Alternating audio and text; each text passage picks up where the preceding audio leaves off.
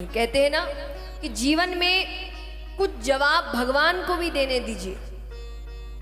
हर जवाब आपको देना जरूरी नहीं है, क्योंकि आपके जवाब में शायद उतनी ताकत नहीं होगी जो ताकत उनके जवाब में होगी। जैसे एक बार एक संत एक रास्ते से जा रहे थे, तो एक धोबी ने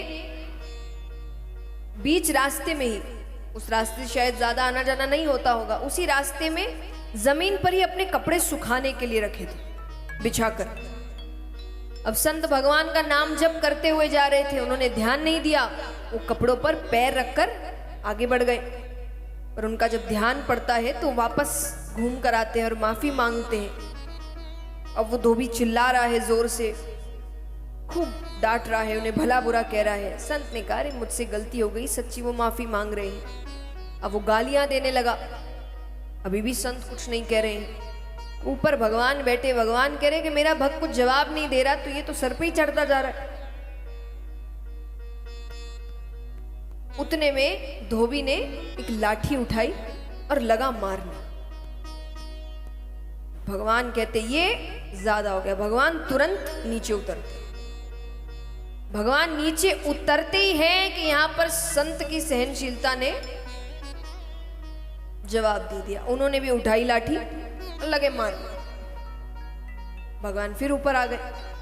अब लक्ष्मी जी ने कहा कि आप तो भक्त की सहायता करने गए थे। भगवान कहते मुझे लगा कि कोई मेरे भक्त के साथ गलत कर रहा है और मेरा भक्त मुझ पे विश्वास रख के ज्यादा जवाब नहीं दे रहा। पर नीचे गया तो मैंने क्या देखा कि दो धोबी आपस में लड़ रहे हैं।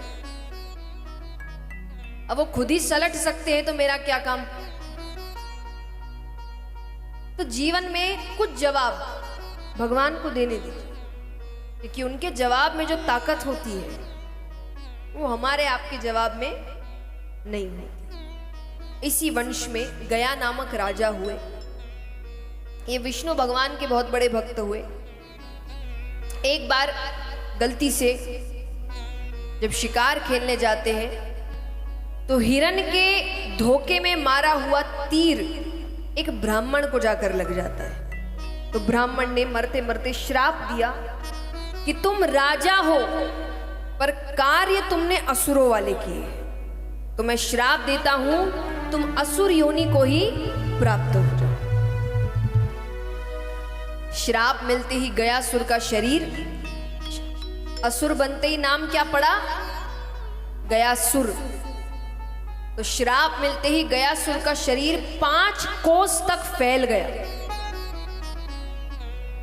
पर जो भगवान के भक्त होते उनकी बुद्धि जल्दी से भ्रष्ट नहीं होती। तो उनकी बुद्धि भ्रष्ट नहीं, वो असुर बन तो गए पर दिमाग से नहीं बने।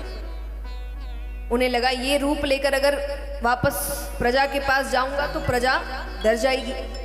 तो वन की ओर चले जाते हैं, तपस्या करते हैं, ब्रह्मा जी को प्रसन्न करते हैं। ब्रह्मा जी ने कहा क्या चाहिए वरदान में। अब उसे जिस चीज का डर था कि प्रजा मुझे देखकर डर जाएगी, उसने क्या किया, उसने कहा मुझे वरदान दीजिए कि मेरे दर्शन मात्र से जीव का कल्याण हो जाए, उसे स्वर्ग मिले, जो मुझे देख ले। ब्रह्मा जी ने कहा तथास्तु। वो अपने राज्य वापस आ गया। अब बात आग की तरह फैलती है। सबको पता लगा कि उसे ऐसा वरदान मिला है। अब यहां पापियों की मौज थी। जीवन भर जिसने पाप ही पाप किए, गयासुर के दर्शन करके स्वर्ग मिलता। अब संतुलन बिगड़ने लगा, सारे पापी स्वर्ग जा रहे हैं। तो भगवान को कुछ ना कुछ, अब भगवान को नीचे उतरना पड़ा। भगवान ने कोशिश यही की पहले कि कोई ना कोई तरीके से इसकी मृत्यु हो जाएगी, तो फिर कोई दर्शन करेगा नहीं, क्योंकि भगवान खुद तो मार नहीं सकते, वरना भगवान पर कलंक चढ़ेगा। वो क्या गलती कर रहा है। आप अगर बैठे हैं, कोई आपको देखकर चला गया, उसमें आपकी क्या गलती। अब उसकी क्या गलती बेचारे की। अब उसको क्या पता जो मुझे देखने आ रहा है वो इतना पापी है। तो भगवान ने क्या किया, भगवान जाते हैं। भगवान ने कहा अब यहां पर एक चीज तो है कि गयासुर को इतना तो पता है कि उसके अंदर कितनी शक्ति आ गई है। उसके दर्शन मात्र से जीव का कल्याण हो रहा है, वो इतना पवित्र हो गया है। तो यहां पर भगवान नीचे उतरते हैं। भगवान ने कहा गयासुर से कि गयासुर, मुझे यज्ञ करवाना है, पर इस यज्ञ के लिए मुझे ऐसा स्थान चाहिए जो इतना पवित्र हो कि उस स्थान के दर्शन मात्र से जीव का कल्याण हो जाए। भगवान को पता था वो क्या जवाब देने वाला है। भगवान ने कहा, गयासुर ने कहा कि ऐसा स्थान तो केवल, क्योंकि उसका खुद का शरीर 5 कोस तक फैला हुआ है, तो वो कहे मुझसे ज्यादा पवित्र अभी और क्या है, मुझ पर यज्ञ करिए। भगवान को यही जवाब चाहिए था। भगवान ने जो हवन कुंड होता है भारी उसके वक्षस्थल पर जोर से रखा, कुछ नहीं हुआ। यज्ञ आरंभ हुआ, उसको कुछ नहीं हो रहा। भगवान ने बड़ी कोशिशें की पर उसे कुछ नहीं हो रहा। अंत में भगवान ने कहा, अब मुझे तुम्हें मारना पड़ेगा। अब भले ही मुझ पर कलंक आए पर मुझे मारना पड़ेगा, क्योंकि तुम्हारी वजह से संतुलन बिगड़ रहा है। कोई आखिरी इच्छा है तो बताओ।